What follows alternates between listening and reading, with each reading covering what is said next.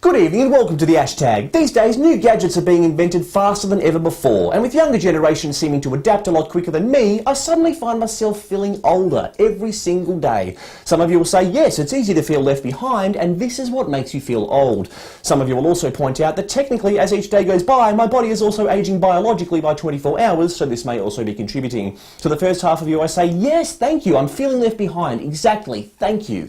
To the second half of you, I say that your smart-ass comment was both unfunny and immature, therefore I'm going to ignore it. In fact, I'm not even going to acknowledge it. I overheard a young boy in the library who did not know how to set out a letter. I found the situation to be both amusing and alarming, or as I like to call it, alarming. When his mother tried to teach him, the boy responded that he couldn't be bothered and he didn't see the point because Microsoft Office can do the whole thing for you. I found the boy to be both stubborn and uneducated, or as I like to call it, a dickhead. This is why there's a problem with increasing obesity in grown-ups as well as children. As brilliant as technology is, it has made us all lazy. And these days people are choosing not to do things manually because technology always provides them with an easier way out. As a result, we're capable of doing most modern activities without once getting off our increasingly obese asses. Studying, socialising, thanks Facebook, most jobs, as well as most hobbies, such as reading, playing video games, watching TV, or even filming yourself for hours and hours while you sit behind a desk and talk out your arse.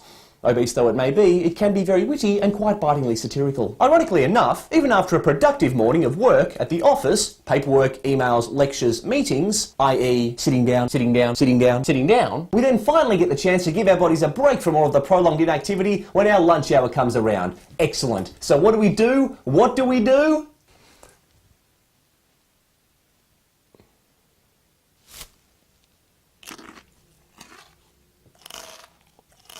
Unfortunately for humanoids, as the arse becomes increasingly obese with all the lack of physical activity, said arse also develops extra fat padding, which makes it more comfortable to sit on, which makes sitting down more inviting, and this in turn feeds back into the entire process, leading to further inactivity and further obesification. Excuse me. However, what's most puzzling statistics-wise is that even though the modern generation are doing less physically, they seem to require a lot more energy drinks in order to do it. I don't know whether it's particularly draining trying to figure out how you're going to beat that next level of World of Warcraft, but drinking 5 Red Bull cans a day just so that you can remain 100% alert at your computer screen while you stay up all night does not seem like a wise way to invest your time, or your money, or your brain cells.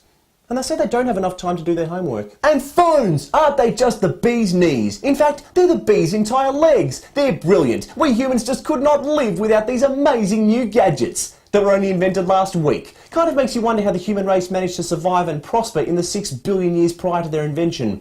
Did you know Adam and Eve met on Facebook? Hey look, Judas tagged Jesus at the Last Supper. Caiaphas likes this. Hey, check it out. I've got a great new phone app. It's called Get the Hell Off the Computer and Go and Have a Shower. With friends. There was a time when Bill Gates famously said, "I see no reason why anyone will ever need more than 40 megabytes of RAM."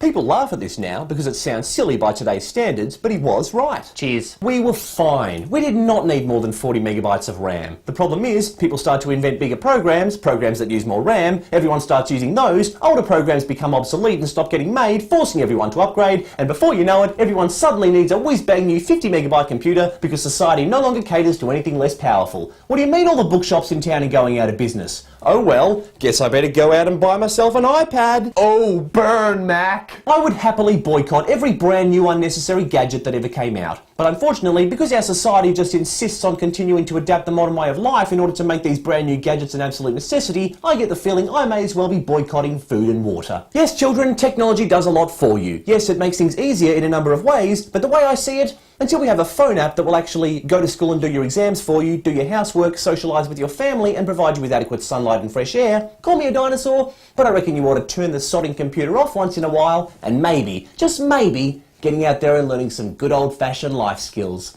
Alarming news, isn't it? My name's Ashley McPherson. Cheerio, OK computer. How lazy can you get?